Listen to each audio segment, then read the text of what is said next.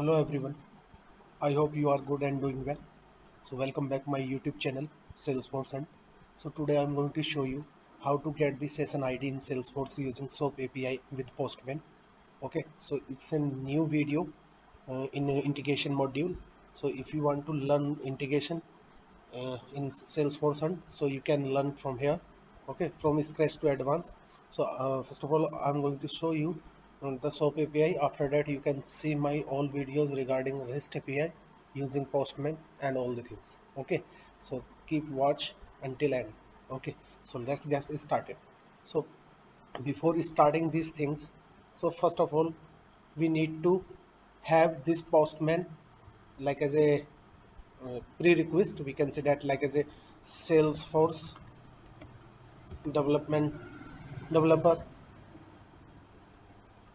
developer we can say that developer account. Okay, then Postman, that's it. So these two things is a prerequisite, first one and second one, this one. Okay, so if you have these two things like Salesforce developer account and Postman, so well and good. Otherwise you can watch this video and you can create your all the things. Okay, so if you don't know about the how to create the full developer lifetime account, so you can watch my admin section video, how to create the full developer account in Salesforce as a lifetime. Okay, and now Postman, if you want to install Postman, so you can install with the help of Google, like how to download the Postman and download the Postman for Windows. So once you download, so you can install manually, like next. It's a simple process to install it. Okay, no worry about it. So let's get started. So here you can see this is my simple code.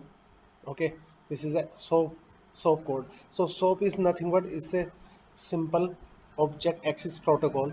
Okay, so it's a having key value paired, not key value paired, just a tag. Okay, so it's a tag based language, we can say that it's a extensible markup language that is called XML format. Okay, so if you see these things like as a every tag is open and close, same thing is apply for envelope body and like as envelope.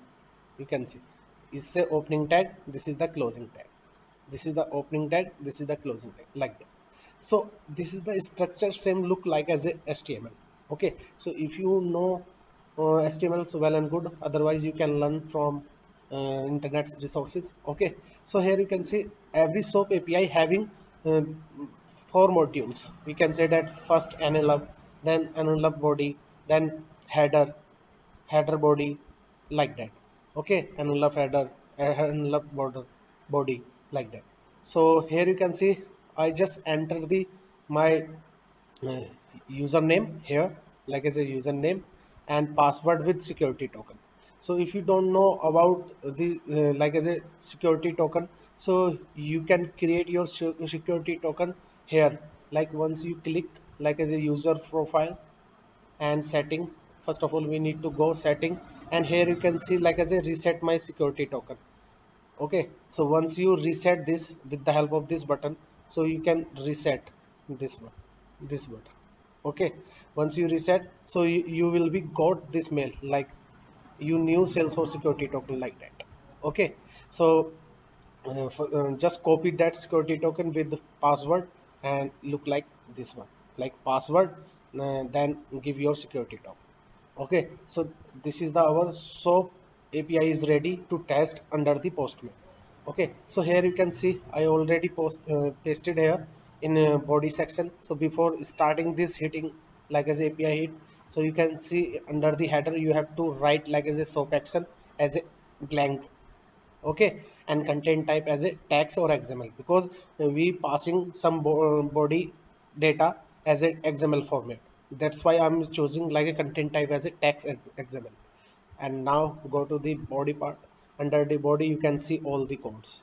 Okay, and here you can see like as a different types of actions, or we can say the verb, http verb.